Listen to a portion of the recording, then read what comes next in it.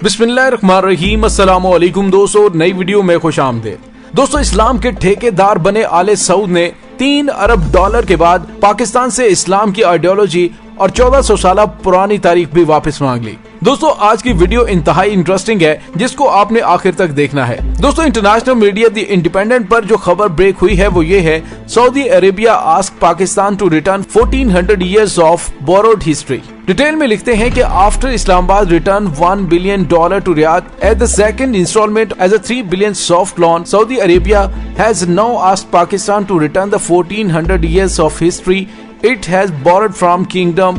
Diplomatic sources have informed the Independent. According to the source, Pakistan has been told that history that was given to it by the Arab world is the journal, and Saudi Arabia is particular was a loan that had to be returned, which Pakistani government officials confirmed that they were unaware to it. दोस्तों, खबर ये है कि Saudi अरब की जानिब से पाकिस्तान को 3 अरब dollar नर्म शराइत पर दिए गए। उसकी दूसरी किस्त के तौर पे पाकिस्तान ने 1 अरब डॉलर मजीद वापस कर दिया है। मजमूई तौर पर 2 अरब डॉलर वापस किए जा चुके हैं और अब मजीद 1 अरब डॉलर जनवरी में पाकिस्तान की जानिब से वापस कर दिया जाएगा।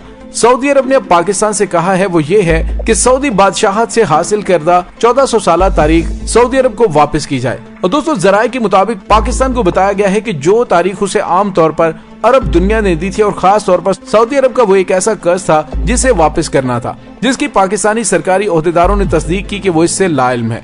एक सीनियर सरकारी ओहदेदार ने इंकशाफ किया कि ये बात तमाम पाकिस्तानी हुकूमतों, हमारी और साबिका हुकूमतों में इत्तफाक राय रहा है कि अरब तारीख ने जो हमें दिया था वो कर्ज था, ना कि एक ग्रांट थी।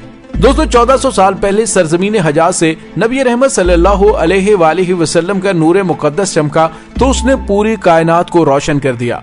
वक्त गुजरने के साथ साथ जैसे जैसे खुलफाए राशिदीन और अरब सरजमीन के कमांडर इलाकों को फतह करते गए तो उन इलाकों के अंदर अपनी हुकूमतें कायम की, तो उन इलाकों के अंदर तबलीगात इस्लाम के लिए बहुत ज्यादा मेहनत की और उन्हीं इलाकों में बहुत सारे अरबों को बसा दिया। वहाँ पर उन्होंने मुकामी औरतों के साथ शादियाँ की, उनसे औलाद हुई। बज़ाहिर वो औलाद अजमी खवातीन से थी, लेकिन उनके अब्बा व अजदाद अरबी थे। दोस्तों, सऊदी अरब ने सिर्फ यहाँ तक बस नहीं की बल्कि रियाज की तरफ से तारीख, विरसा और नजरिए की वापसी के लिए भी पाकिस्तान पर दबाव डालना इंतहाई गैर मामूली बात है, जिसे सऊदी अरब ने कई दहाइयों के दौरान जारहाना अंदाज में बरामद किया है।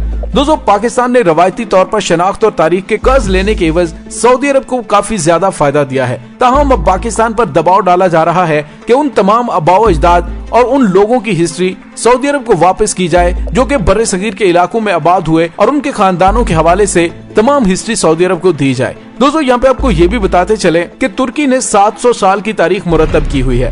फौरी तौर पर तुर्की 700 साल की तारीख देगा, उसके बाद मजीद 700 साल की तारीख उसमें शामिल करके बहुत जल्द ये तारीख का कर्ज वापस किया जाएगा। दोस्तों, सवाल ये पैदा होता है कि क्या आले सऊद खुद को इस्लाम का ठेकेदार समझते हैं जिन्होंने आज तक मुसलमानों पर जुल्म सितम करने के लिए उन तमाम मुमालिक के बाजू मजबूत किए हैं जो मुसलमानों के खिलाफ तारीख के बदतरीन मुजालिम रकम कर रहे हैं। और दोस्तों, न सिर्फ आले सऊद की जानिब से मुसलमानों पर जुल्म करने वाले लोगों के हाथ मजबूत किए जा रहे हैं, बल्कि यमन के अंदर मजलूम यमनी अवाम को अपनी दहशतगर्दी का निशाना बनाया जा रहा है। दोस्तों, आले सऊद को ये बात याद रखनी चाहिए कि जिस तरह से वो इस्लाम दुश्मनी में भड़के हुए हैं, इसराइल इस तमाम सूरत हाल का हर मुमकिन फायदा उठाना चाहेगा, लेकिन अरबों को याद रखना चाहिए कि सबसे ज्यादा नुकसान उन्हें उठाना पड़ेगा।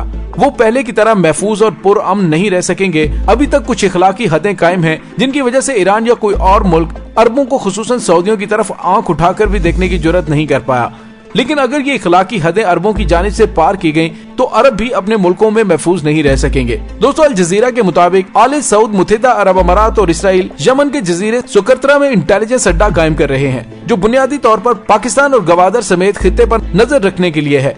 यूएई को इस सिलसिले में वजाहत जारी करने की जरूरत है, जबकि पाकिस्तान को चाहिए कि वो गवादर या कराची में एक बड़ा इंटरनेशनल हवाई अड्डा कायम करके पाकिस्तान की 60 की दहाई के उस इंटरनेशनल हब को बहाल करे जो कि पाकिस्तान ने रज़ाकाराना तौर पर मुत्तहिदा अरब अमारात के हवाले किया था। दोस्तों, पाकिस्तान लेबर के हवाले से भी अरबों की ब्लैकमेलिंग का शिकार है, लिहाजा पाकिस्तान को चाहिए कि वो नई मार्केट देखे।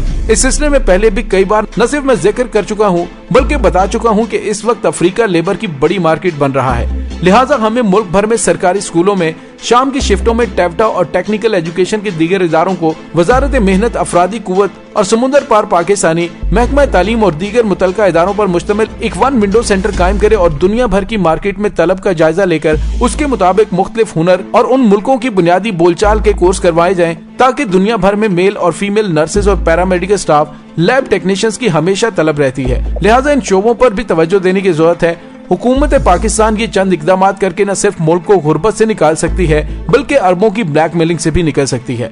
दोस्तों अब वापस आते हैं कि इसराइल अरबों के साथ मिलकर क्या खेल खेलने जा रहा है।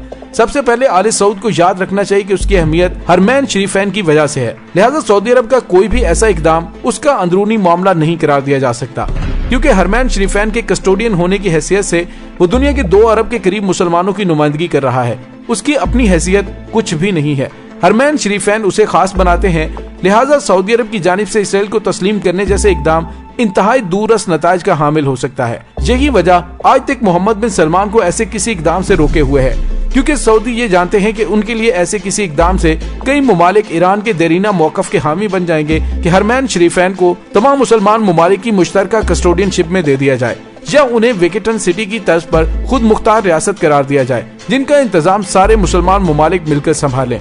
दोस्तों अभी तक मौजूदा सऊदी बादशाह शाह सलमान 2 रियासती हल से पहले इसराइल का वजूद तस्लीम करने का इरादा नहीं रखते, लेकिन मोहम्मद बिन सलमान ने इस खुफिया मीटिंग से ये इशारा दिया है कि उन्हें 2 रियासती हल से पहले इसराइल के साथ ताल्लुकात उस्तवार करने में कोई एतराज नहीं है।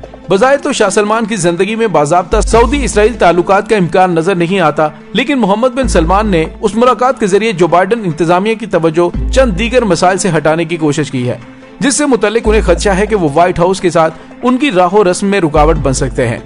दोस्तों यहाँ पे मैं एक वाक़े का जिक्र करना चाहूंगा। एक दफा मुत्तहिदा अरब अमारात के दफ्तर खारजा से मुंसलिक एक नुमाइंदे के साथ मेरी बहस छिड़ गई और बहस ये थी, उसका कहना था कि आप लोग मुस्लिम अरब जंगजुओं को अपने साथ नत्थी क्यों करते हैं। मोहम्मद बिन सलमान अरबी नस्ल था, तारिक बिन ज़ियाद अरबी नस्ल था, आप उन्हें अपने हीरोज कैसे कहते हैं? आपके हीरो ये नहीं है, बल्कि आपके हीरो इस इलाके के लोग हैं। आप ख्वाब हमारे अरबों की हिस्ट्री के वारिस बने बैठे हैं। और दोस्तों यही वजह है कि आज आले सऊद की तरफ से पाकिस्तान से 1400 साल की हिस्ट्री मांगी जा रही है और इवन कि उनसे पाकिस्तान की आइडियोलॉजी भी वापस करने के हवाले से कहा जा रहा है। दोस्तों अब बात हद से बढ़ती हुई नजर आ रही है। आले सऊद की ज्यादतियां हद से ज्यादा तजावुज करती जा रही हैं। अगर आले सऊद की जानिब से इसराइल को तस्लीम कर लिया गया तो उसके बाद तमाम मुस्लिम उम्मा मुत्तहिद होकर हरमैन शरीफैन की निगहबानी खुद संभाल लेंगी और यहीं से आले सऊद की तबाही के दिन का आगाज हो जाएगा। दोस्तों इसके साथ ही डॉक्टर अली को इजाजत दीजिए। इंशाल्लाह बहुत जल्द मिलते हैं एक नई वीडियो में। तब तक के लिए अपना बहुत सारा ख्याल रखिएगा। पाक फौज जिंदाबाद, पाकिस्तान पाइंदाबाद, पाकिस्तान के गुमनाम हीरोज को सलाम।